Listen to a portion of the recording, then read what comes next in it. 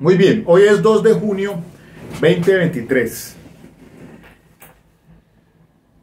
En estos minutos voy a hacerme referencia a este tema que lo he titulado Peritos serán llamados a desentrañar, desenmarañar el caso de Joner Leal, el homicidio de Mauricio, su hermano, y la señora Marlene, que ahora está en juicio oral y que está pendiente para el próximo 9 de junio, la continuación del primer testigo del fiscal. Y es que cobra mucha relevancia que revisemos una sentencia de la Corte Suprema de Justicia sobre el tema de los peritos. Porque básicamente lo que se va a dar en desarrollo del juicio oral tiene que ver esencialmente con lo que van a declarar, lo que van a rendir en testimonio sobre, bien sea hechos jurídicamente relevantes, hechos indicadores. Pero antes de eso, permítanme, como a manera de preámbulo, citar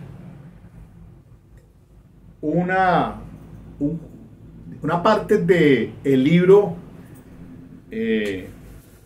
Las Mil y Una Noches, anónimo, y es para que ustedes pues caigan en la nota y me comprendan.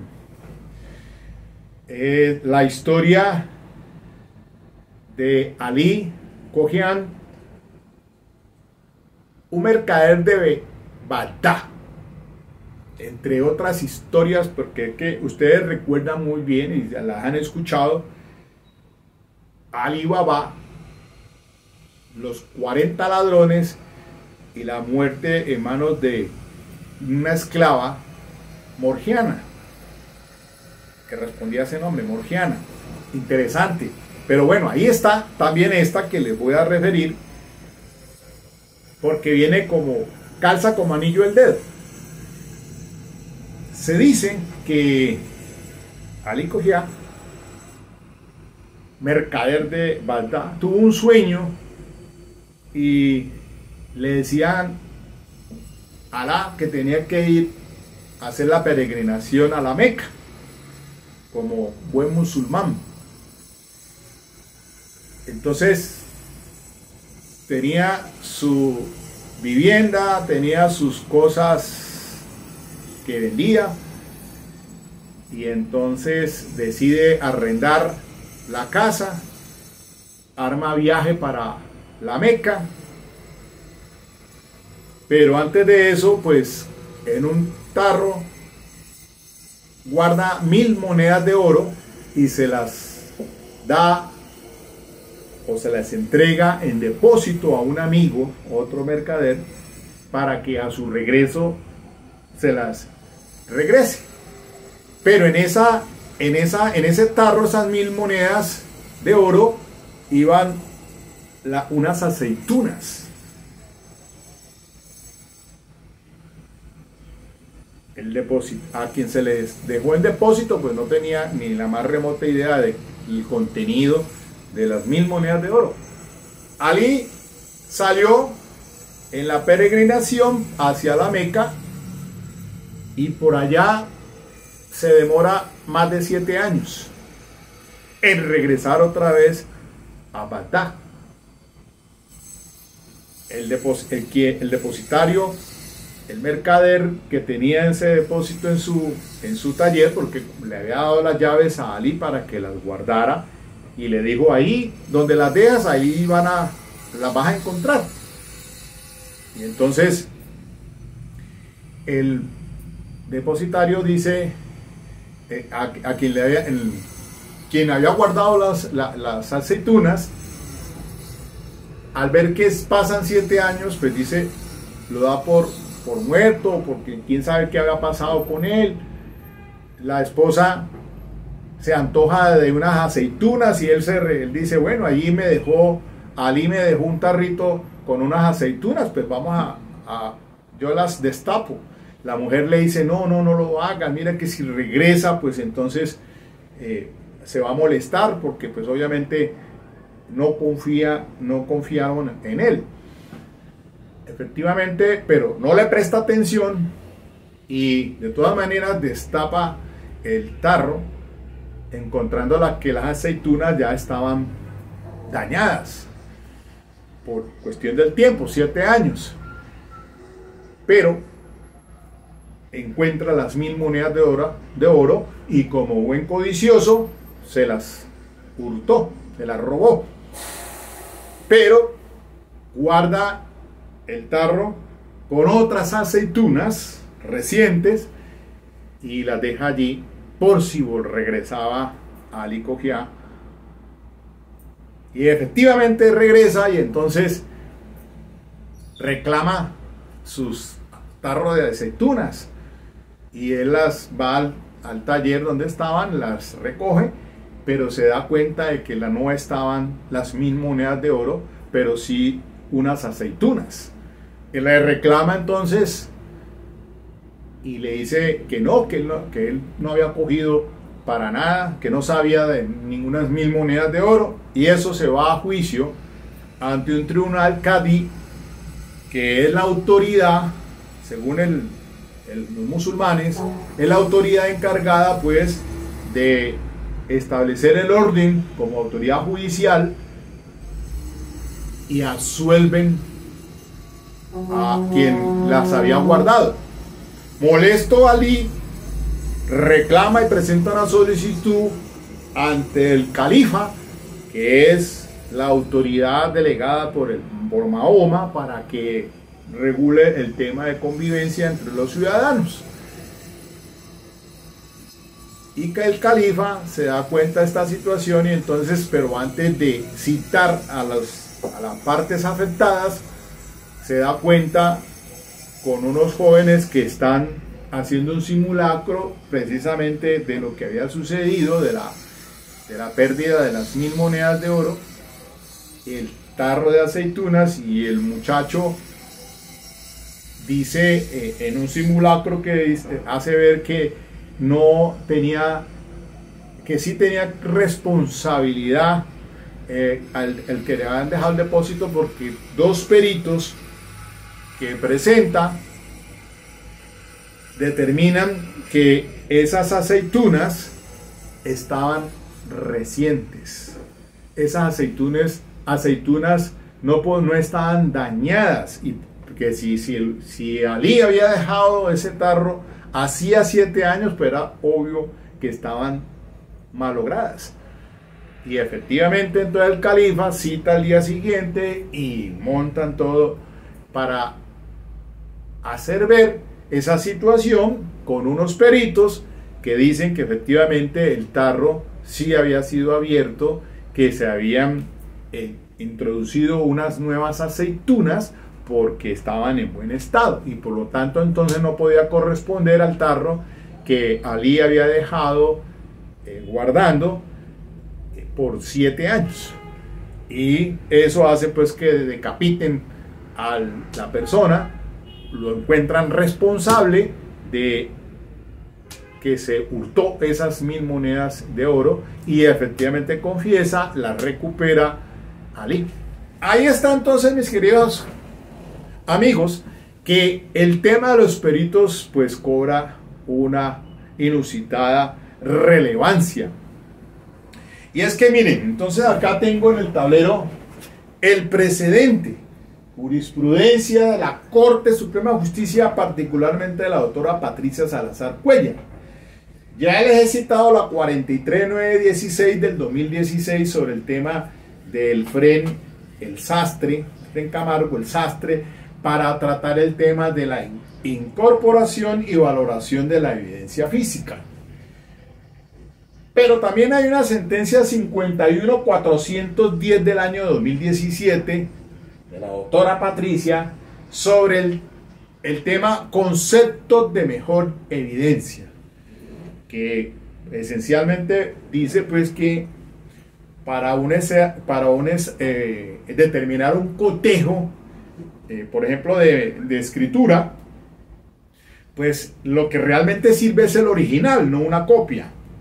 Que en el tema de los testimonios, frente a la prueba de referencia o de oídas, testimonios de oídas, pues vale más un testimonio de quien ha tenido conocimiento directo y personal, como dice el 402 del Código de Procedimiento Penal. La sentencia que voy a manejar acá en desarrollo de este interesante tema sobre prueba pericial es la radicación 50637 del año 2018 de la doctora Patricia Salazar. Y para ir con esta va concordante con el radicado 47423 del 2018, ambas. Y miren, en materia de prueba pericial, el juez debe, con esa declaración, con ese testimonio, poder, 2 puntos. Primero, identificar y comprender la regla que permite el entendimiento de los hechos. 2. Ser consciente del nivel de generalidad de las mismas y su aceptación en la comunidad científica. Tercero,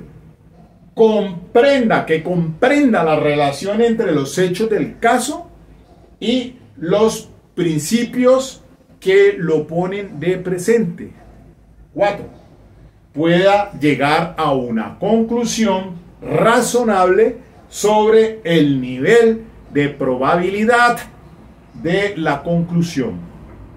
Y ahora vamos a ver que ese último punto guarda relación con el artículo 417, numeral 6, sobre la pregunta clave que tiene que hacer el fiscal de cuál examen utilizó, si de orientación, si de probabilidad o el de certeza.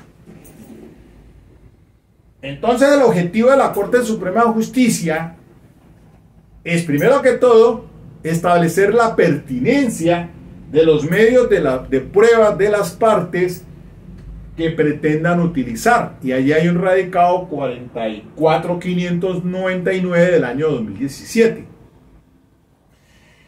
Y segundo, analiza la regulación de la prueba pericial en la 906 de 2004, Código de Procedimiento Penal.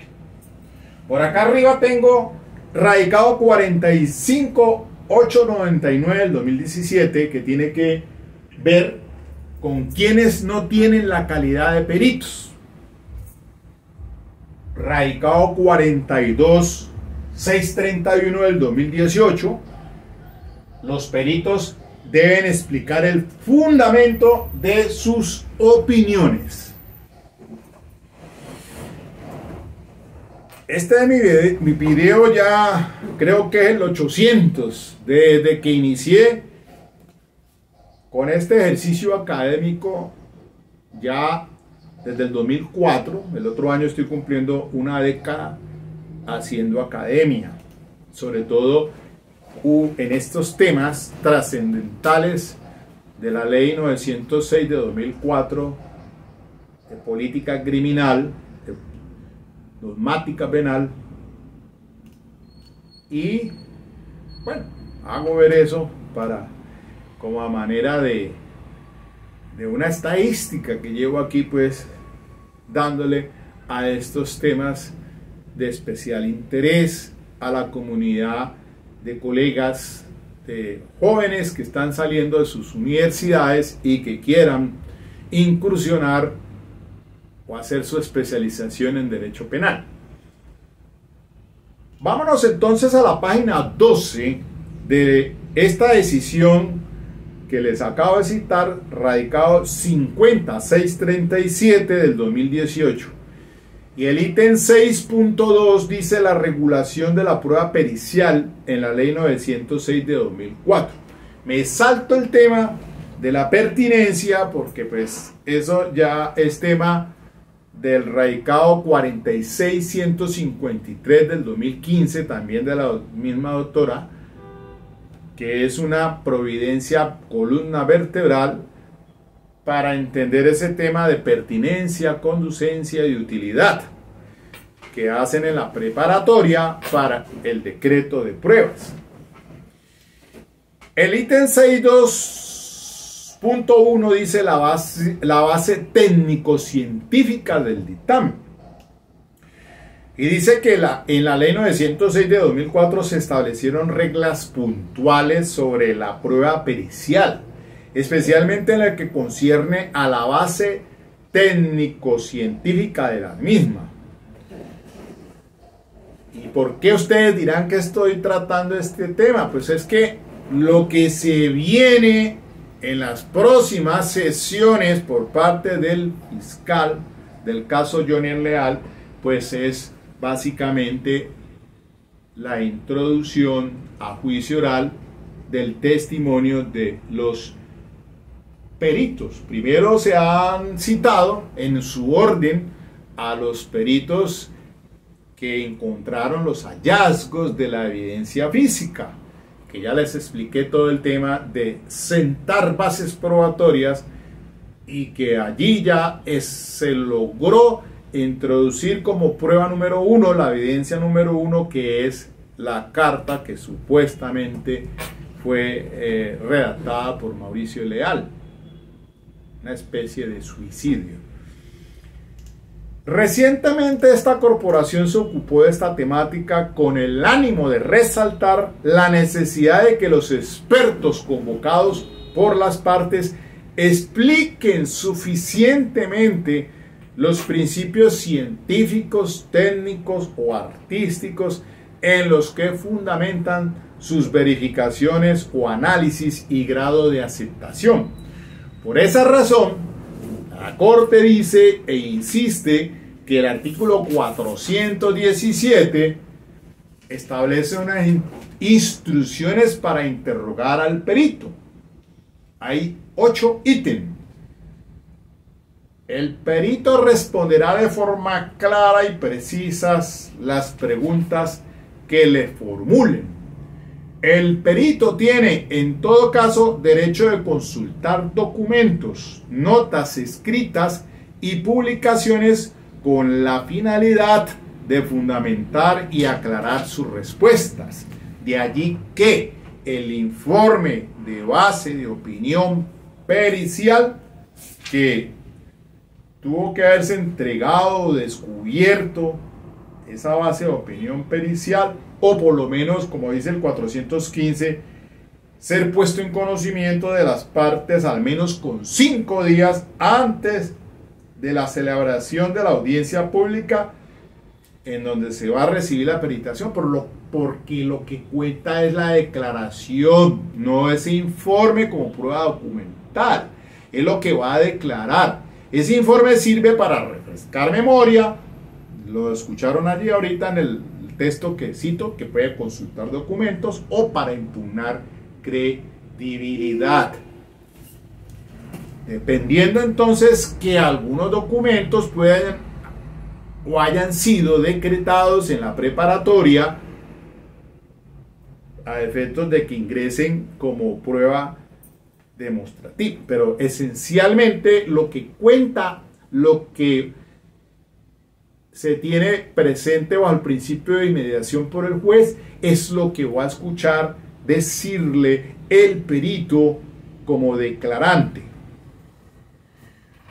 Todo bajo el entendido de que los jueces no deben aceptar de forma irreflexiva lo que expresen los peritos, porque como decimos, el juez es perito de peritos, a partir de la simple autoridad de quien emite la opinión. En este sentido, se cita la 47423 del 2018, también de la doctora Patricia Salazar,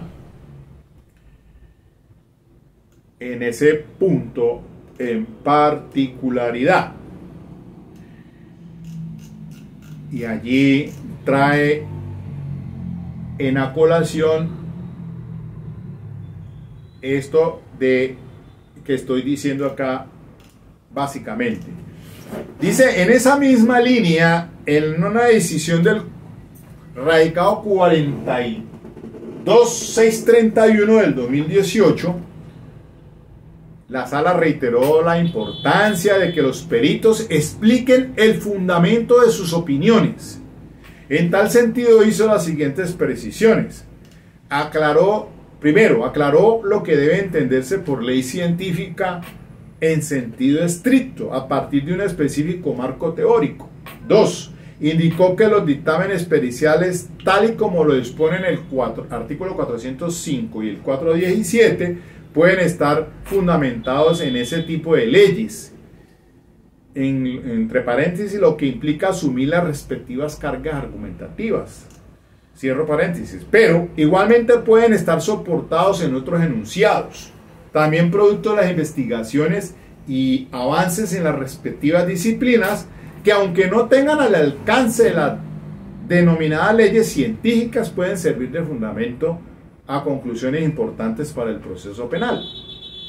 Y tercero, a manera de ejemplo, la sala se refirió a la posibilidad de utilizar datos de orden estadístico que se asemejan a las máximas de la experiencia en cuanto se estructuran como fórmulas como siempre, comillas, o casi siempre, bajo el entendido de que esa enunciación no es tasativa, porque ello iría en contravía de la fórmula amplia que utilizó el legislador en los artículos 405 y 417 a 3 citados, donde se hace énfasis en que el dictamen puede emitirse a partir de conocimientos científicos, técnicos, artísticos o especializados.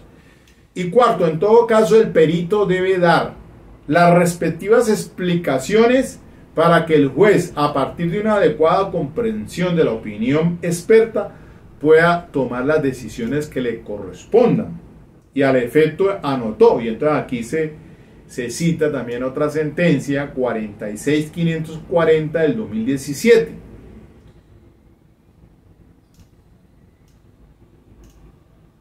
Bien, pasando más adelante, dejando la letra pequeña para su lectura, en la página 18 dice, al final dice, en este contexto en clara alusión a la necesidad de la prueba pericial, artículo 405, vamos a ver un momentico el 405, procedencia, la prueba pericial es procedente cuando sea necesario efectuar valoraciones que requieran conocimientos científicos, técnicos, artísticos o especializados. Ahora vamos a caer en la nota con el decreto de pruebas de este caso, de Johnny Leal, de lo que le aceptaron al fiscal y que va a llevar a juicio oral. En este contexto, entonces, en clara alusión a la necesidad de la prueba pericial, la sala dejó sentado que no es necesario presentar un perito en juicio para demostrar leyes científicas, que, no obstante tener esa calidad, hacen parte del acervo de conocimiento del conglomerado social, a manera de máximas de la experiencia. Claro, así, por ejemplo, para demostrar que al ser lanzado desde un piso elevado, el cuerpo de la víctima cayó velozmente y sufrió un fuerte impacto contra el piso.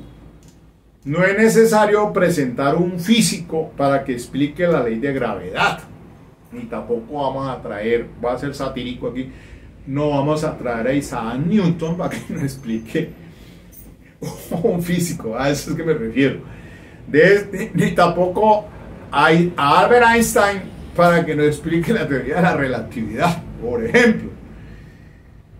De esta manera debe entenderse lo que se manifestó en el fallo 42.631 en el sentido de que, comillas, no será necesario acreditar en el juicio la ley científica de amplia tradición y divulgación, ni la física no cuántica, las leyes de termodinámica, el principio de Arquímedes, etc. En síntesis, frente a la base técnico-científica del dictamen pericial se tiene lo siguiente. Primero, la opinión puede estar soportada en conocimientos científicos, técnicos, artísticos. Numeral primero del 417. Segundo, el interrogatorio debe orientarse a que éste explique suficientemente la base técnico-científica de su opinión, lo que implica asumir las respectivas cargas, como cuando a manera de ejemplo se fundamenta en una ley científica, en sentido estricto, en datos estadísticos, en conocimientos técnicos, etc. Tercero, el experto debe explicar si en sus exámenes o verificaciones utilizó técnicas de orientación, probabilidad o certeza. Estamos hablando de ya, miren ustedes, en numeral sexto del 417. Lo que resulta, esto sí resulta determinante, dice la Corte, para establecer el peso que el dictamen pueda tener en la decisión judicial. Porque, a manera de ejemplo, no es lo mismo que se afirme que existe más del 99% de probabilidad de que un hecho haya ocurrido, a que se concluya que es más probable o menos probable. Preponderancia que un determinado fenómeno haya tenido ocurrencia, claro. Esta es la ley de las probabilidades. Y a eso, recordemos eso en el estándar de pruebas, ¿no? Porque para la diferencia razonable para la imposición de medidas de aseguramiento, cuando ustedes leen el escrito de acusación, cuando con probabilidad de verdad va a llevar a juicio, a desvirtuar la presunción de inocencia y la certeza, antes, ahora el convencimiento más allá de toda duda razonable que dice el 380-381. Pero en este tema de perito, pues también se maneja ese estándar. Eso lo expliqué de pronto grosso modo en el anterior video, que les dije cuando enviaba al laboratorio para estudio de un proyectil encontrado en el cuerpo de los ISO, y entonces como tiene el rayado que ha dejado por la combustión de la pólvora al arrojar el proyectil por el canal del arma, ya se ha sentido, les dije, de estrógiro o sin estrógiro, porque las armas tienen esa clasificación, y dejan allí, al pasar por el ánima, dejan ese rayado, y ahí es que permite entonces en balística hacer un cotejo, hacen una prueba, un disparo con el arma, y con el proyectil dubitado, pues entonces se coteja con el otro obtenido en ese laboratorio, y ahí se hace un estudio de comparación, criminalística básica en balística. Y allí entonces usted va a tener un patrón. Cuando sientan al experto allá en el juicio oral, el balístico forense tienen que sentarse todas este tema del interrogatorio, y así entonces irá explicando cuál es la base técnico-científica, explicará pues qué métodos utilizó. Y aquí cuando llega entonces a ese punto, les dije yo que tenía un inconveniente, porque a veces ese proyectil con los residuos de manchas obtenidas cuando se saca de la necropsia por el médico legista ese proyectil y se manda al laboratorio a balística, entonces para que me dijeran si esas manchas corresponden a sangre humana. Pero cuando ya entonces se quería hacer otro examen, en ese informe que rinden, ellos dejan constancia del perito y dice, de acuerdo a pruebas de orientación. Allí me explicaban eso en el informe, pero cuando ya les pedía de probabilidad o de certeza, era el problema, porque ya no habían residuos para el estudio, porque habían sido hechos en el primer examen. De manera pues que, bueno, eso es un punto allí, pues, pero bueno, de todas maneras ya se tenía ese resultado como prueba de orientación. Para que ustedes lo tengan en cuenta, entonces hagan ustedes la diferenciación de acuerdo a lo que les estoy explicando. Cuarto, cuando se pretende la admisión de publicaciones científicas o de prueba Nobel, se deben cumplir los requisitos del 422. Quinto, lo anterior bajo el entendido de que el juez no está llamado a aceptar de forma irreflexiva el dictamen pericial, sino a valorarlo en su justa dimensión, lo que supone el cabal entendimiento de las explicaciones dadas por el experto. Y sexto, en buena medida, la claridad sobre la base científica del dictamen pericial y de los demás aspectos que lo conforman depende de la actividad de las partes durante el interrogatorio cruzado. Oigan bien, el interrogatorio cruzado, 391. No, les dije yo, artículo 391, interrogatorio cruzado.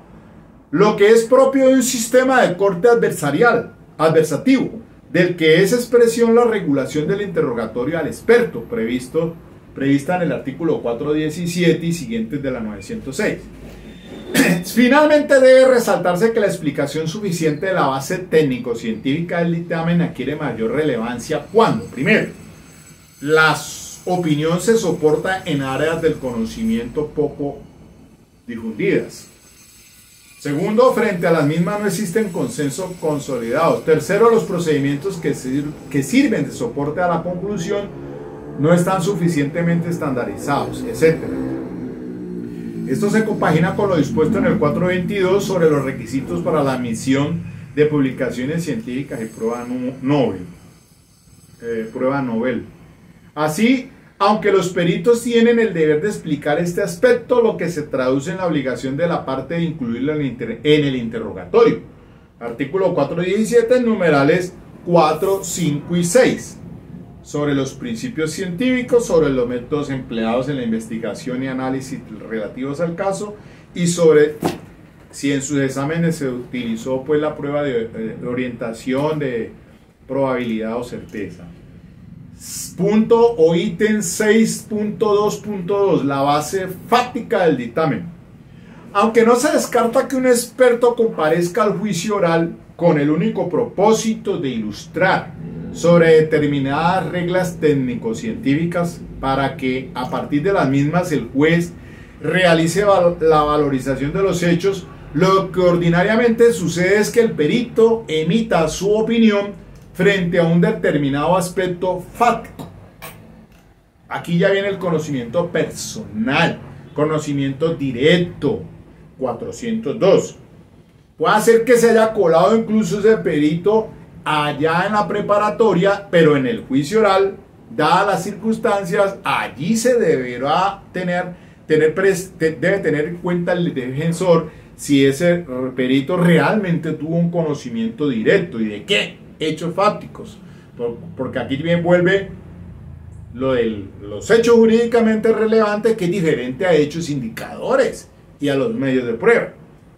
La base fáctica del dictamen está constituida por los hechos o datos sobre los que el experto emite la opinión.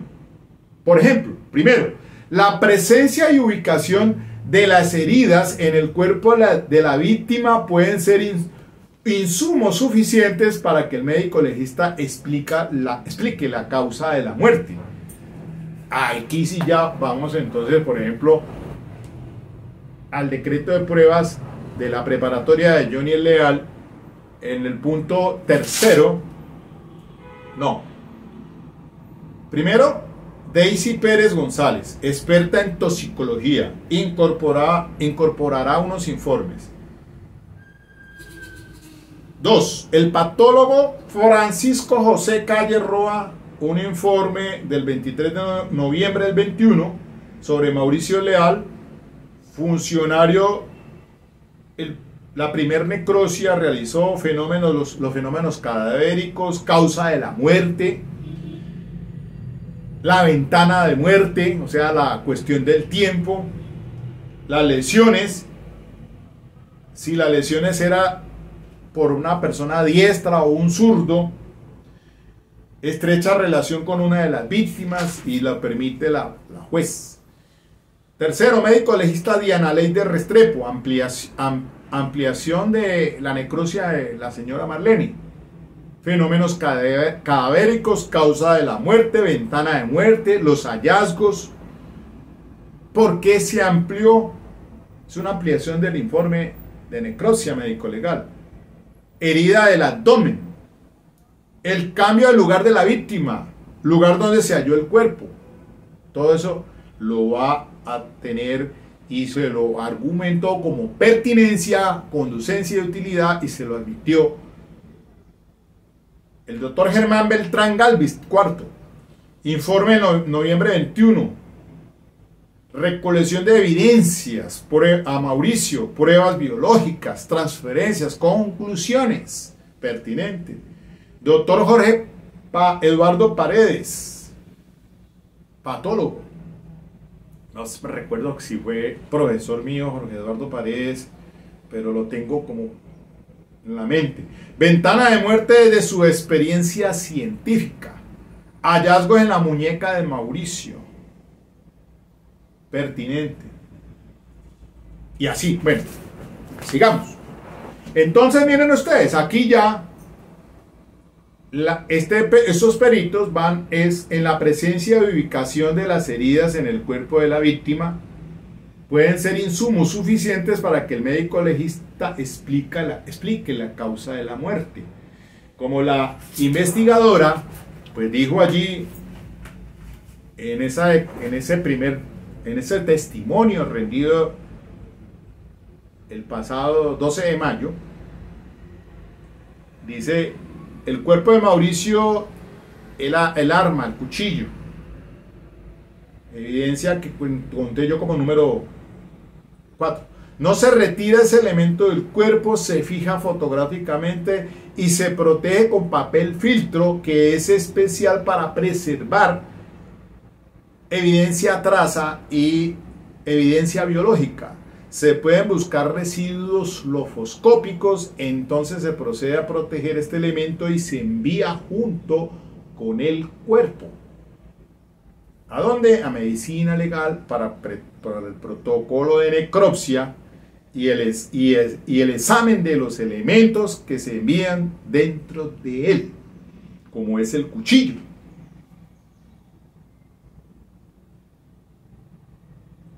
¿Cuántos cuchillos se encontró? Se encontró el cuchillo dentro del cuerpo de Mauricio y al retirar el cuerpo a una bolsa blanca, pues donde se embala, debajo del cuerpo y encima del colchón se encontró una cacha sin hoja metálica y se le dio una enumeración posterior. Ténganlo presente. Entonces, ¿qué será lo que va a decir el perito en relación con hechos fácticos de lo que se le puso de presente y se le envió al laboratorio?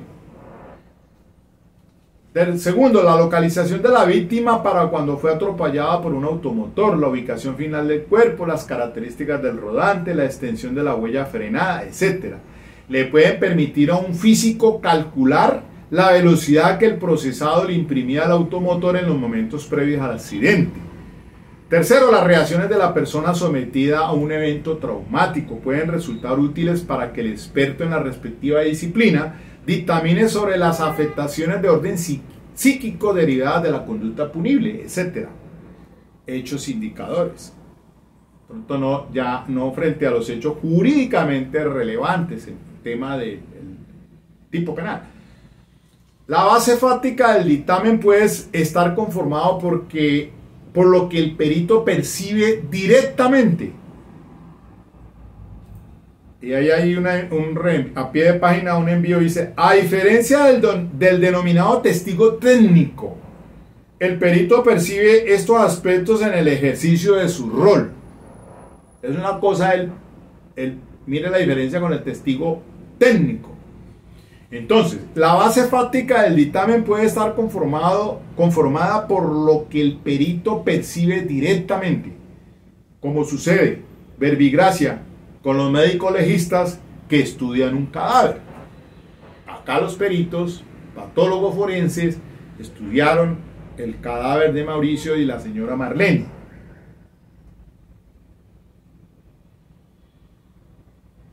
y a partir de esa información y de sus conocimientos especializados, emiten una opinión sobre la causa de la muerte. ¿Qué causó la muerte? Muerte violenta, dolosa e intencional de un tercero o suicidio. Por eso entonces digo, peritos serán llamados a desentrañar, desenmarañar, a componer este tema de las dudas que existen alrededor de los hechos de sangre que rodearon esa noche fatídica en La Calera. También dice el perito de mecánica automotriz que inspecciona un vehículo involucrado en un accidente y luego aplica su experticia a los datos obtenidos para arribar a una determinada conclusión. En estos casos el perito es testigo de los hechos o datos a partir de los cuales emite su opinión, los cuales en sí mismos son relevantes para tomar la decisión, bien porque tengan el carácter de hechos jurídicamente relevantes o de hechos indicadores, según lo indicado en el numeral 6.1. Homicidio o suicidio. Tipo penal, tipo 103 o el homicidio. O de hechos indicadores, de un hecho desconocido, hallado de la evidencia en la escena del delito, se va a llegar a uno desconocido. Esa es la inferencia, el indicio. Es igualmente posible que la base fáctica del dictamen esté conformada por hechos que son demostrados en el juicio oral a través de otros medios de prueba. Por ejemplo, el físico, que se basa en lo expresado por los testigos en torno a la ubicación de la víctima para cuando fue atropellada, la posición final del cuerpo y en general los datos a partir de los cuales pueda dictaminar sobre la velocidad del automotor. En esos eventos el dictamen se rendirá en el juicio oral tal y como lo dispone el artículo 412 de la ley 906. Comparecencia de los peritos a la audiencia.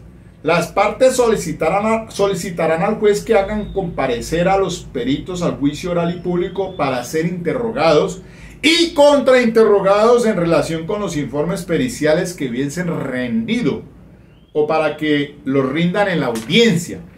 Insistimos entonces, audiencia, juicio oral presencial, principio de inmediación, artículo 16, rector de la 906, y también otro que ya les cité en días pasados del Código de Procedimiento Penal. Solamente valorará el juez lo que en presencia se le lleve. Las partes solicitarán al juez hacer comparecer. Bueno, listo. En los dos ejemplos anteriores, la parte contra la que se aduce el dictamen tendría la oportunidad de ejercer la contradicción y confrontación frente a las pruebas determinadas para demostrar la base fáctica del dictamen.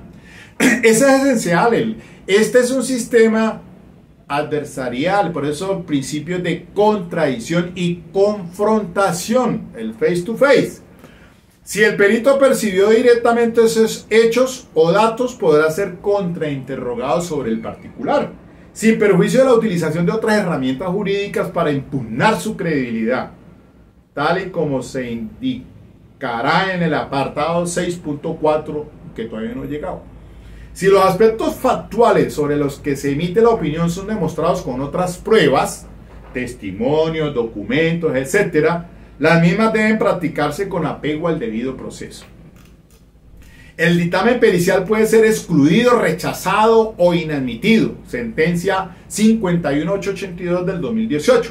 Si su base fáctica está soportada en pruebas que no reúnan los requisitos legales para su práctica o incorporación. Así, por ejemplo, el experto en física no podría dictaminar sobre la velocidad de un vehículo involucrado en un accidente de tránsito en el que haya fallecido una persona si los fundamentos factuales del concepto están soportados en evidencia inadmisible. Por ejemplo, declaraciones anónimas, pruebas excluidas por haber sido obtenidas con violación a los derechos fundamentales, etc. De lo contrario, el dictamen pericial podría ser utilizado como un mecanismo surrepticio para incorporar pruebas en contravía del ordenamiento jurídico, o visto de otra manera, para demostrar algunos elementos estructurales del tema de prueba con medios de conocimiento violatorios al debido proceso. Con frecuencia, principalmente en este tipo de casos, el dictamen pericial recae sobre la declaración de un menor de edad. Sentencia 47423 del 2018, entre otras. En estos eventos pueden presentarse variables como las siguientes. Primero, si el niño declara en el juicio oral, es razonable que el dictamen recaiga sobre esa versión. Ahí hay un pie de página. Tal y como se indicó en el numeral 6.2.2, el artículo 412 de la 906 consagra la posibilidad de que el dictamen se rinda en el juicio, lo que adquiere mayor relevancia cuando el perito debe basarse en información suministrada en ese escenario procesal. O sea que decantando bajo el principio de mediación de otros testimonios o documentos, podría allí en desarrollo de ese juicio oral dar su base de opinión pericial. ¿Entendido? Dice, cuando ello sucede no se discute que la versión del menor constituye uno de los medios de prueba en que puede basarse la sentencia, la declaración que rinde el niño en el juicio oral. Y hay una sentencia por ahí la de la doctora Patricia Salazar, que sirven como prueba de reverencia las declaraciones rendidas antes del juicio oral para evitar revictimizarlos en el juicio oral. La opinión del experto, tercero, la opinión del experto puede referirse a una declaración rendida por el niño por fuera del juicio oral. Y cuarto, si la parte pretende que esa versión sea valorada como prueba, debe solicitar su incorporación con apegos a las reglas de la prueba testimonial que serán analizadas en el ítem 6.3. Finalmente, es posible que la base fáctica del dictamen no coincida con los hechos que integran el tema de prueba, como puede suceder, por ejemplo, con ciertas evaluaciones psicológicas orientadas a demostrar el estado mental de una persona, para lo que se utilizan historias clínicas, se practican entrevistas, etc. Como en estos eventos lo relevante desde el punto de vista probatorio es la opinión del experto, no es necesario incorporar como prueba las historias clínicas y la otra información destinada a esos fines. Sin embargo, esos datos deben ser descubiertos oportunamente. Claro, la historia clínica, si no se hace, pues no puede utilizarse, para que la contraparte tenga la ocasión de utilizarlos en el contrainterrogatorio y en general para impugnar la credibilidad del perito, la solidez del dictamen, etc. Lo anterior gira en torno a la idea de que los expertos utilizan este tipo de información para tomar decisiones relevantes en su práctica cotidiana, como sucede con los médicos que diagnostican y resuelven sobre los procedimientos procedentes a partir de las historias clínicas elaboradas por otros colegas, ¿no? De tiempo atrás esta corporación consideró ese criterio, claro, en la sentencia 25920 del 21 de febrero del 2007. El caso del Campín, hablando de fútbol, hablando de ese partido del América con Millonarios. Bueno, ese fue el partido ese allá en el Campín, acuerde, Millonarios, en unas barras de los marihuaneros del Santa Fe, que esos se hicieron que se arrojaran por allá y fueran víctimas. Ahí nació esa sentencia 25920.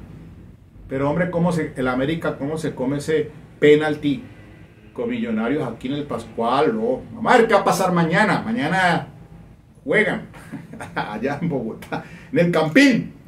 No obstante, debe aclararse que si las partes pretenden hacer valer como prueba el contenido de la anamnesis o cualquier otra declaración plasmada en esos reportes para demostrar uno o varios de los elementos estructurales del tema de prueba, como cuando el paciente afirma que una determinada persona lo lesionó o lo sometió a abuso sexual, cierro paréntesis, debe agotar los trámites previstos para la incorporación de declaraciones rendidas por fuera del juicio oral, que serán analizadas en el próximo apartado.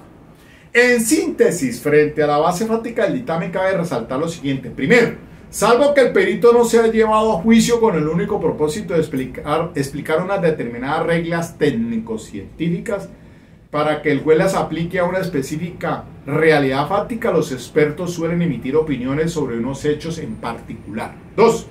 La base fáctica del dictamen puede coincidir con hechos que integren el tema de prueba. 3. La base fáctica puede demostrarse con el testimonio del perito cuando éste ha tenido conocimiento personal y directo de la misma, 402. Como sucede con las observaciones que hace el médico legista en el cadáver de la víctima, como en este caso de Johnny Leal. Allá va a ir a declarar de lo que percibió al estudio de la necropsia médico-legal. Cuarto, también puede demostrarse que con las pruebas legalmente practicadas en el juicio oral. Quinto, el dictamen pericial no puede convertirse en un instrumento para incorporar de forma surreticias pruebas inadmisibles o de cualquier manera violatorias del debido proceso. Sexto, cuando el dictamen recae sobre una declaración atinente a los hechos que integran el tema de prueba. Recuerden, esto es el tema de prueba. Es que el tema de prueba es lo de pertinencia, sentencia 46-153 del 2015 de la autora Patricia Salazar Cuellar. Tema de prueba. Pertinencia. Artículo 375. Hechos que directamente o indirectamente. Revisen esa sentencia 46-153 del 2015. Cuando el dictamen recae sobre una declaración atinente a los hechos que integran el tema de prueba y la parte pretende que la misma sea valorada como soporte de su teoría del caso, no le basta con solicitar el decreto de la prueba pericial. También debe solicitar la incorporación de la declaración anterior al juicio oral según las reglas del debido proceso. Punto 6.2.3. El perito como testigo. En el numeral anterior se indicó que la base fáctica de la opinión pericial puede demostrarse en el juicio oral con el testimonio del perito, como sucede con el médico legista que inspeccionó el cadáver. Los patólogos que van a ir acá, que examinaron los cadáveres de Mauricio Leal y la señora Marlene. Como sucede con el médico legista que inspeccionó el cadáver, el técnico de balística que obtuvo la muestra indubitada y pudo establecer las coincidencias de esta con el proyectil hallado en el cadáver. Aquí me recuerdo yo, y en este escenario he hablado de que no se necesita para demostrar muchas veces que, por ejemplo, la existencia de un arma de fuego, si no se obtuvo, un testimonio puede servir. No de que no se tenga esa evidencia en físico, puede haber un testimonio que a ella se refiera, y así lo ha dicho la Corte Suprema de Justicia. Entonces, o los proyectiles encontrados en el ociso dan fe, pues obviamente, que a causa de que murió, pues proyectiles de arma de fuego. En estos casos puede predicarse que el perito es testigo directo de ese hecho o dato que resulta relevante para el esclarecimiento de los hechos. Sin embargo, a la luz de lo precisado en el numeral 6.1, las partes en la preparación del caso y los jueces, al emitir sentencia, deben constatar si el perito da cuenta de un hecho jurídicamente relevante o de un dato o hecho indicador. Miren la diferencia. A partir del cual puede inferirse uno de los presupuestos factuales de la consecuencia prevista en la respectiva norma penal. En el mismo sentido, aquí me detengo, un break. ¿Fue homicidio o fue el suicidio? Lo de Mauricio. Porque yendo más allá, haciendo una elucubración, una conjetura, que Mauricio mate a la señora Marlene primero y después se suicide. Pero para eso son los peritos. Entonces aquí estoy haciendo es conjetura, elucubraciones, obviamente. Pero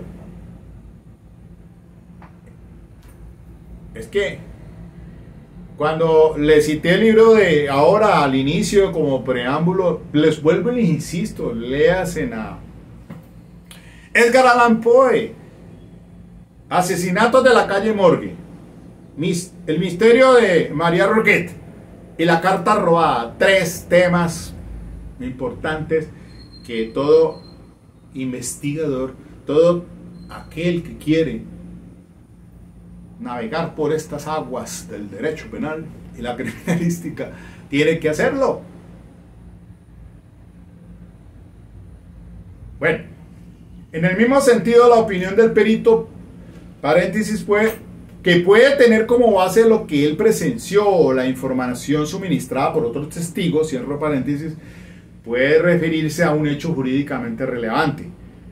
Paréntesis, por ejemplo, la muerte ocurrió a causa de los disparos, cierro paréntesis, o a un hecho indicador, abro paréntesis, verbigracia, con alta probabilidad la muestra de sangre examinada corresponde al acusado. Y ahora aquí vamos a ese tema de el radicado 43-16 sobre incorporación y valoración de evidencia física, porque esa es una construcción que es importante demostrar los actos de investigación para llevar allá al juez y para así brevemente recordar que la mancha ya en la toalla, ¿por quién? ¿Qué testigo de acreditación? Llevada eso al laboratorio de medicina legal para determinar que esa mancha es sangre, ese perito que la examinó para que diga que eso es sangre, y otro perito para que diga que esa sangre es, además de humana, pues pertenece a tal víctima, con el ADN, para ir construyendo hechos, también indicadores de uno conocido para llegar a uno desconocido. En el ámbito de los dictámenes emitidos por los psicólogos debe precisarse lo siguiente. Primero, si se pretende introducir como prueba de referencia una declaración rendida por fuera del juicio oral, es posible que la demostración de la existencia y el contenido de la misma pueda demostrarse a través del experto. Esto es, el perito puede constituir el vehículo para llevar la declaración al juicio. Ahí está la sentencia 46-153 del 2015. Claro, ese perito es el vehículo para transportar lo que se dijo en esa declaración antes del juicio oral, que relató, que dijo. Segundo, si, por ejemplo, el psicólogo, en ejercicio de su función, percibe síntomas en el paciente a partir de los cuales puede determinar la presencia del síndrome del niño abusado, será testigo directo de esos síntomas. Tiene conocimiento directo y personal de esa sintomatología. De la misma manera como el médico legista puede presenciar las huellas de violencia física. Allí entonces viene el decreto de prueba en el caso de Joner para decir si había, pues, qué heridas presentaban los cadáveres de violencia como tal. Tercero, a la luz del ejemplo anterior, si el perito dictamina sobre la presencia del referido síndrome, su opinión se refiere sin duda a un hecho indicador de que el abuso pudo haber ocurrido.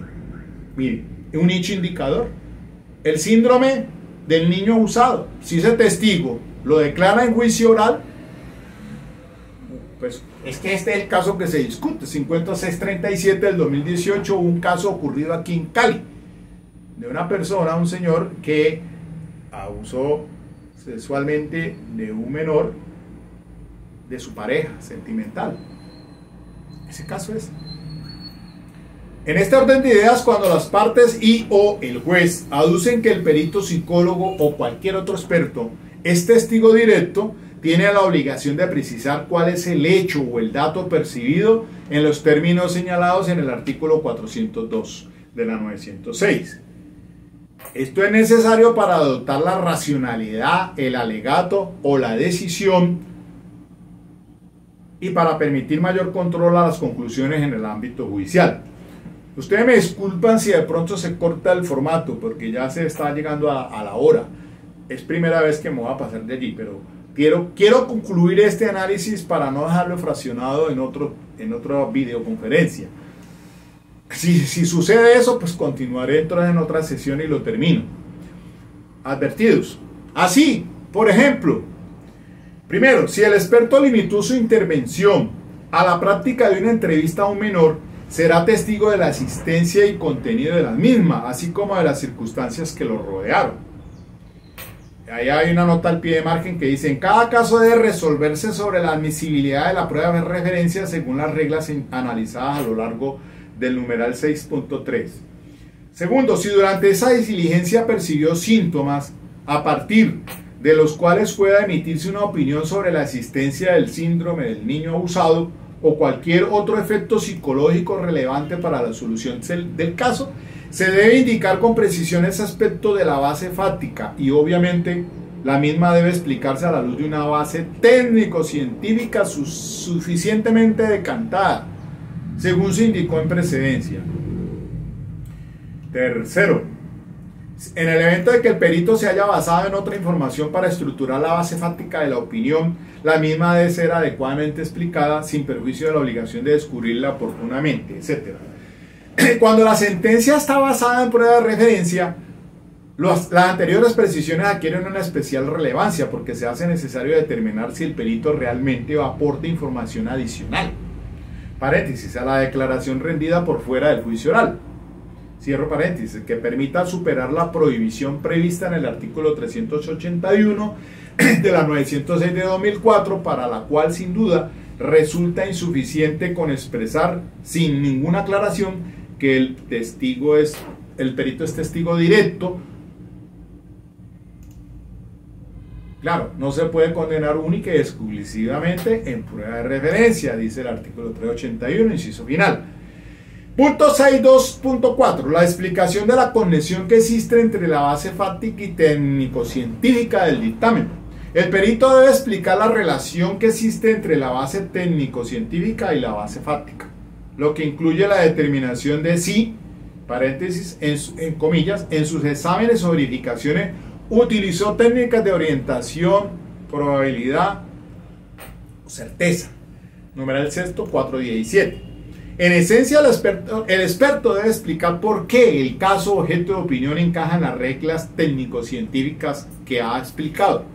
Cuando se refiere a estudios o experimentos, con la intención de demostrar que el caso sometido a decisión judicial le son aplicables las conclusiones obtenidas durante los mismos, debe precisar si existen coincidencias o diferencias relevantes entre las muestras utilizadas para ese propósito y las particularidades del caso.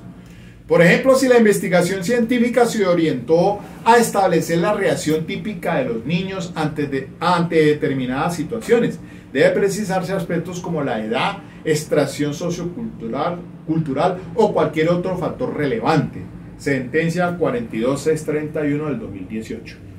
Estos aspectos son determinantes para que el juez pueda valorar en su justa dimensión el dictamen pericial, todo bajo el entendido que no debe aceptar como una verdad apodítica las conclusiones por el simple hecho de provenir de un experto, porque el juez es perito de peritos.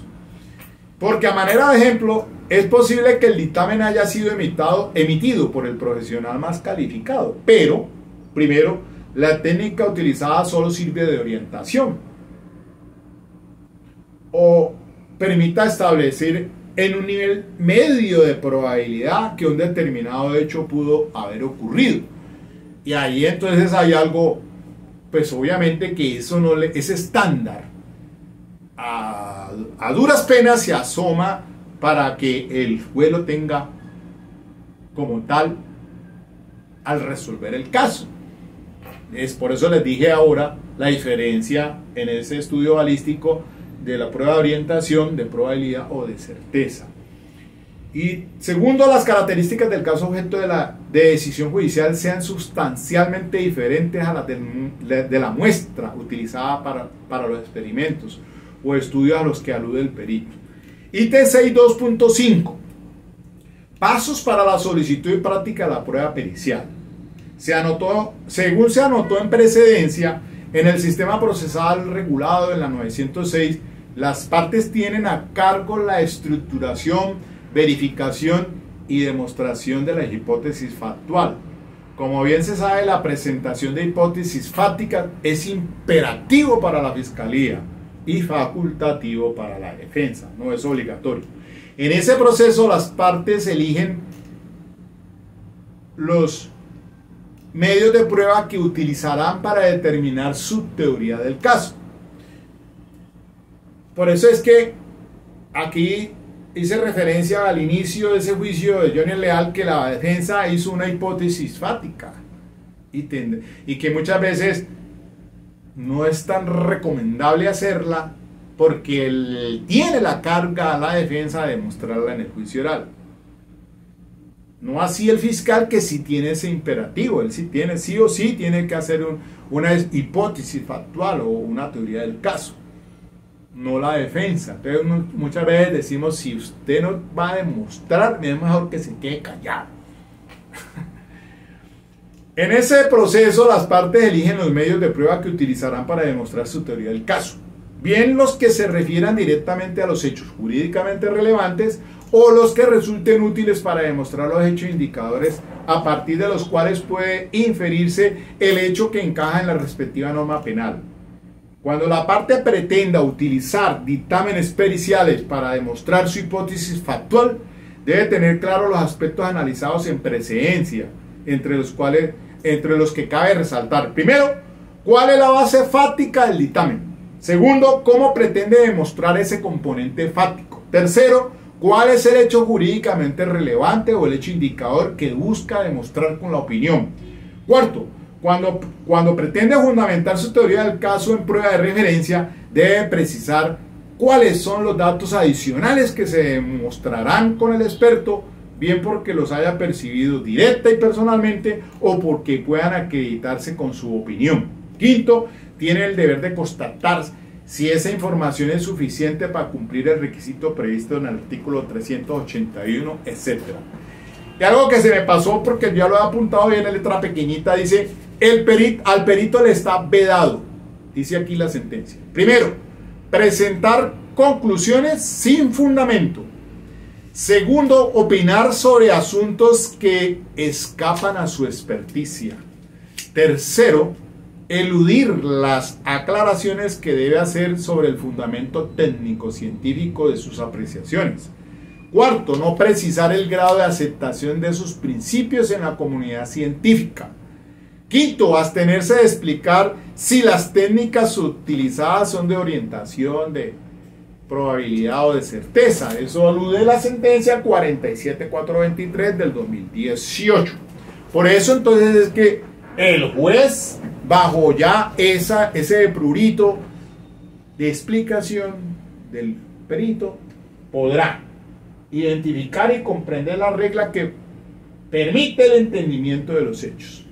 2. Ser consciente del nivel de generalidad de las normas y su aceptación en la comunidad científica. 3. Comprenda la relación entre los hechos del caso y los principios que se le ponen de presente. Y cuarto, pueda llegar a una conclusión razonable sobre el nivel de probabilidad de la conclusión. Por eso lo de la orientación, probabilidad o certeza. En este contexto, la sala debe resaltar, página 30, debe resaltar el riesgo de que la Fiscalía descuide la actividad investigativa y la consecuente obtención de verdaderas pruebas, entre comillas, por su confianza en que cualquier opinión emitida por un experto pueda ser tenida como prueba irrefutable de la responsabilidad penal, sin sentar mientes en los aspectos epistémicos atrás analizados y, en general, en la reglamentación de la prueba pericial. Así, por ejemplo, en ocasiones se observa que el ente acusador, en lugar de asegurar en debida forma la prueba testimonial y realizar con prontitud y rigor científico los actos de investigación orientados a recoger y analizar los vestigios del abuso sexual, y se refiere a la 43916 del 2016, Efrén Camargo, el sastre, delitos sexuales en Bogotá, con un menor de edad, confía en que los dictámenes sobre la validez o credibilidad de las declaraciones pueden ser suficientes para soportar su hipótesis factual, cuando ni siquiera se ha logrado obtener una versión idónea para realizar ese tipo de pruebas y sin considerar las limitaciones que tienen las mismas, incluso cuando son aplicadas con todo rigor. 47.423 del 2018. Estas mismas reflexiones son procedentes frente a la actividad de la defensa, cuando propone hipótesis factuales alternativas. Por eso no proponga lo que no va a cumplir. Defensa. Allí es claro, miren, volviendo a 43.916 del 2016, es que tiene que llevar el fiscal, el testigo que acreditó que encontró esa toalla. Vuelvo y repito. Por pertinencia, hechos indicadores. Por algo conocido se va a llegar a uno desconocido. Que esa mancha es sangre humana, un perito. Y que además de sangre, según el ADN, corresponde a los hizo tal. Eso, en ese orden de ideas, construye un hecho jurídicamente relevante, un hecho indicador. La prueba pericial debe ser objeto de descubrimiento oportuno, en los términos previstos en los artículos 344, 355 y siguientes, 405 y siguientes de la ley 906. Para tales efectos, las partes deben poner en conocimiento de su antagonista el informe de que trata el artículo 413. Bajo el entendido, acá no es el 413, sino... la presentación de los informes, 413. Las partes podrán presentar informes de peritos de su confianza y solicitar que estos sean citados a interrogatorio en el juicio oral y público, acompañado de certificación que acredite la idoneidad. Ojo con esto. Para tales efectos, las partes deben de poner en conocimiento de su antagonista. Bueno, 413. Bajo el entendido de que, en todo caso, la base de opinión pericial, que abarca los aspectos analizados en precedencia, debe ser divulgada como mínimo 5 días antes de la celebración de la audiencia pública, tal y como lo prevé el 415. Como sucede con todas las pruebas que las partes pretenden hacer valer como soporte de sus teorías, en la audiencia preparatoria es imperioso sustentar la pertinencia del dictamen.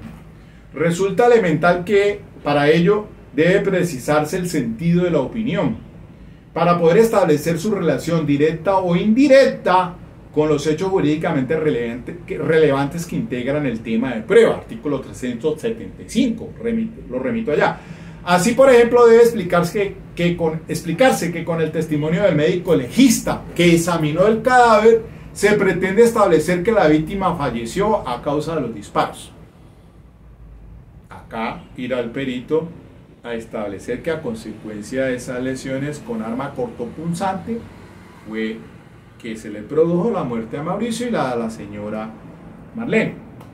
Que el perito psicólogo, a partir del estudio de la historia clínica de las víctimas, explicará por qué los síntomas que esta presenta son compatibles con el denominado síndrome del niño abusado. Que el perito en física, sobre la base de lo que declaren los testigos en juicio oral acerca de las circunstancias que rodearon el accidente automovilístico, establecerá la velocidad que el procesado le imprimía a su vehículo para cuando ocurrió el impacto, etc.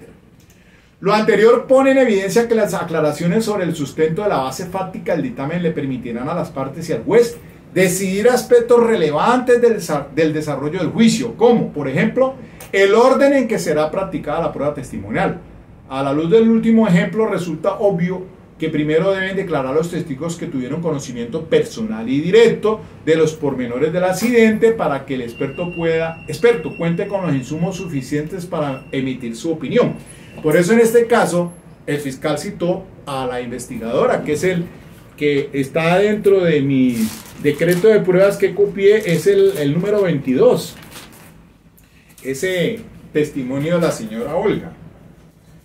A ver, sí. 20. Testimonio investigadora Olga. Acta técnica al cadáver del 22 de noviembre. Marlene y Mauricio. Acta técnica al cadáver Mauricio. El papel que los amo, el pagaré, la caja de toxiclona, recolectó el arma blanca, toxiclona, presunta modificación de la escena del delito, pertinente, tuvo participación activa en los hallazgos de los cadáveres, presunto suicidio, dice así.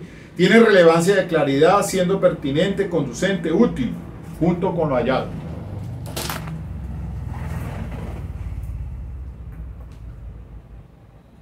Lo anterior también resulta fundamental para establecer si la prueba pericial es necesaria, en los términos del artículo 405 de la 906 de 2004, esto es, si se requiere de conocimientos científicos, técnicos, artísticos o especializados para comprender o demostrar un aspecto puntual del tema de prueba.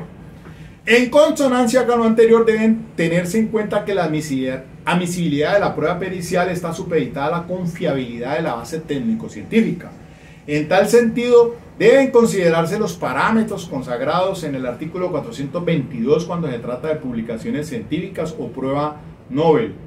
Además del análisis de pertinencia, es necesario considerar lo dispuesto en el 376 del mismo ordenamiento, en el sentido de que toda prueba pertinente es admisible, salvo que existe probabilidad de que genere confusión en lugar de mayor claridad al asunto, o exhiba escaso valor probatorio, o sea dilatorio. Esta norma adquiere especial relevancia en materia de prueba pericial, porque aunque es cierto que los expertos pueden aportar información relevante para la adecuada solución del caso, también lo es que el uso inadecuado de este recurso puede introducir aspectos tan confusos como innecesarios, que finalmente incidan negativamente en la recta y eficaz administración de justicia, máxime si se parte de las ideas equivocadas de que todo dictamen pericial es admisible y que la opinión del perito debe tomarse como una verdad apodíctica solo en atención a su autoridad. 34.514 del 2015, radicado. En el mismo sentido, el legislador dispuso la obligación de demostrar la idoneidad del experto. Al efecto, el artículo 408 establece quiénes pueden ser peritos y dispone que a los efectos de la cualificación podrían utilizarse todos los medios de prueba admisibles, incluido el propio testimonio del declarante que se presenta como perito. El artículo 413. 408 dice así: podrán ser peritos los siguientes. Primero, las personas con título legalmente reconocido en la respectiva ciencia, técnica o arte. Segundo, en circunstancias diferentes podrán ser nombradas las personas de reconocido entendimiento en la respectiva ciencia, técnica, arte, oficio o afición, aunque se carezca de título. A los efectos de la cualificación podrán utilizarse todos los medios de prueba admisibles, incluido el propio testimonio del declarante que se presente como perito. Y el 413, presentación de informes, ¿no? Bueno, ya lo leímos. Que trata la presentación de informes, se establece que a los mismos deberán agregarse la certificación que acredite la idoneidad del perito. Eso debe hacerse allá en la preparatoria. Y los tres primeros numerales del artículo 417 que regulan el interrogatorio del experto establecen la acreditación de su conocimiento teórico sobre la ciencia, técnica o arte, sobre los antecedentes que acrediten su conocimiento en el uso de instrumentos o medios en los cuales es experto, y sobre los antecedentes que acrediten su conocimiento práctico en la ciencia, técnica, arte u oficio. Asimismo, entonces, pues puedo decir que la apreciación de la prueba pericial del 420, para apreciar la prueba pericial en el juicio oral y público se tendrá en cuenta la idoneidad técnico-científica y moral del perito, la claridad y exactitud de su respuesta, su comportamiento al responder, el grado de aceptación de los principios científicos, técnicos o artísticos en que se apoya el perito, los instrumentos utilizados y la consistencia del conjunto de respuestas. Por eso cuando llegue el fiscal allí, va a llegar paso a paso preguntando todo esto en relación con esos peritos. Y por su parte, la defensa podrá también impugnar la credibilidad y atacará cuando incluya, por ejemplo, la moral del perito puede ser atacada. Es inmoral ese perito, es un borrachín, es un marihuanero. Bueno, sexto punto 2, 6.2.6. Escenarios procesales para solicitar la prueba pericial y demostrar los respectivos requisitos de admisibilidad. Es claro que la pertinencia del dictamen pericial debe explicarse en la preparatoria, salvo que se trate de prueba sobreviniente, miren ustedes, evento en el cual este análisis puede trasladarse al juicio oral. Lo mismo sucede con el estudio de la utilidad de la prueba y los demás aspectos regulados en el artículo 376 sobre la admisibilidad, sobre el tema de admisibilidad. No obstante, debe tenerse en cuenta que en este sistema de enjuiciamiento criminal, el análisis de esos aspectos se difiere a lo largo de la fase del juzgamiento.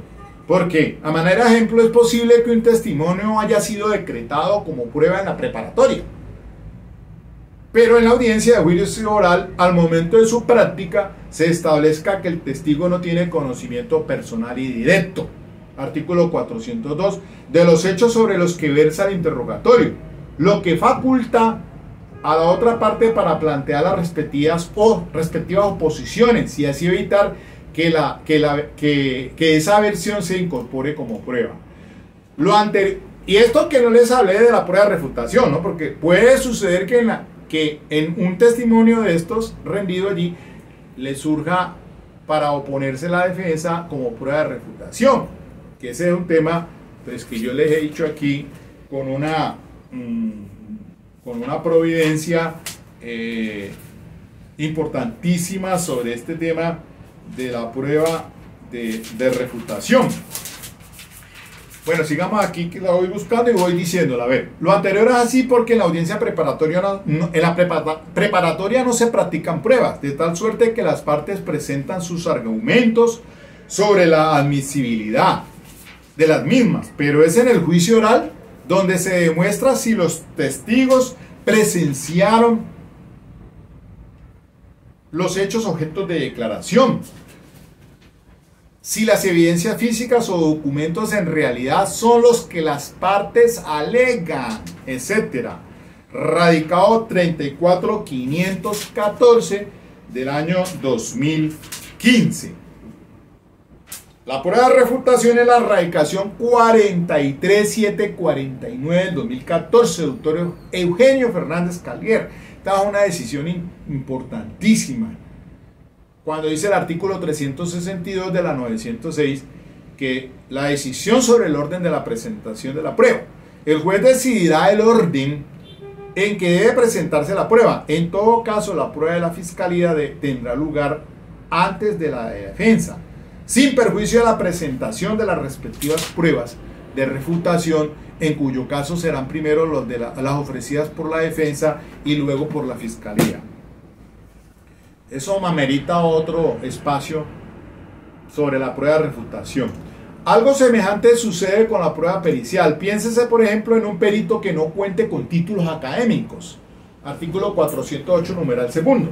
Evento en el cual, primero, la parte debe explicar en qué consiste la opinión, pues de ello depende el análisis de pertinencia y la determinación de los aspectos previstos en el artículo 376. Y dos, si para probar la cualificación opta por utilizar el propio testimonio del declarante que se presenta como el perito, artículo 408. Es claro que ese aspecto, paréntesis, se reúne o no a las condiciones para ser tenido como experto, cierra paréntesis, solo podrá resolverse en el juicio.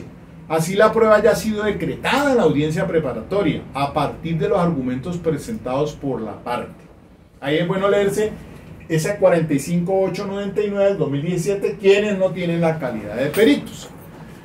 Lo anterior no impide que la prueba sea inamitida desde la audiencia preparatoria. Por ejemplo, cuando es evidente que, primero, el dictamen es impertinente. Dos, la base técnico-científica de la opinión no se ajusta a lo previsto en el 422. Esa cuestión de Nobel. El 3, el dictamen puede generar confusión en lugar de mayor claridad al asunto o ser injustamente dilatorio del procedimiento, artículo 376. Y cuarto, el testigo no reúne los requisitos para ser catalogado como experto, etc. En síntesis, la admisibilidad de la prueba pericial está supeditada a reglas como las siguientes. Primero, la parte debe argumentar la pertinencia, lo que supone una explicación sucinta del sentido de la opinión que emitirá el experto. Dos, Además de establecer la necesidad de la prueba pericial en los términos del artículo 405, debe considerarse los parámetros establecidos en el 376 orientados a evaluar si con el dictamen podrá obtenerse mayor claridad o si por el contrario genera confusión, sin perjuicio de establecer si su relevancia para la solución del caso se aviene al tiempo judicial que habrá de destinarse para su práctica. Tercero, la prueba pericial será admisible si se establece la confiabilidad de la base técnico-científica, lo que no tiene mayor dificultad cuando se trata de teorías o técnicas consolidadas, pero requiere de cumplimiento de los puntuales requisitos previstos en el artículo 422, cuando se trata de publicaciones científicas y prueba novel.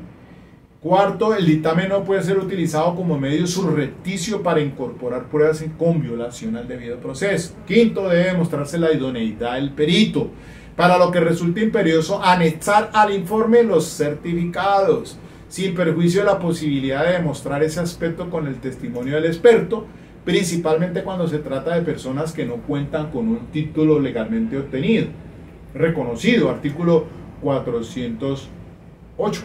Hay una película por ahí que la veíamos al principio del sistema, Mi Primo Vini. Mi Primo Vini, véansela. Esa está en YouTube, Mi Primo Vini. Ahí se da esa cuestión, si era una persona que no era perito, no era técnico en huellas de arrastre de un vehículo. Y eso esclarece el caso en esa película, Mi Primo Vini.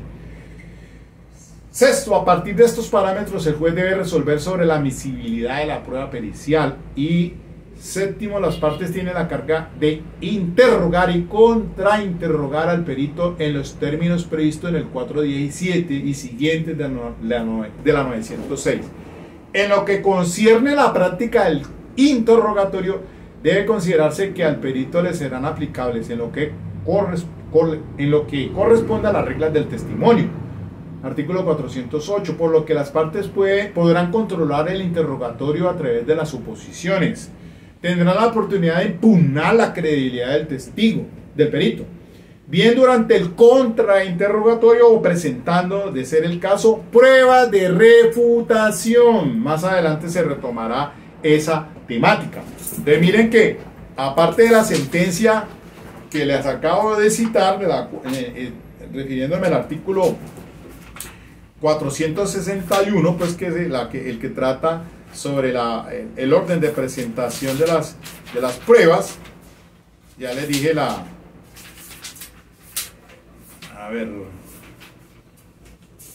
sentencia sobre pruebas de refutación. Pues aquí dice la Corte que más adelante se retomará esa temática sobre prueba de refutación. Ya la sentencia anterior, 43749-2014, Eugenio Fernández Carlier.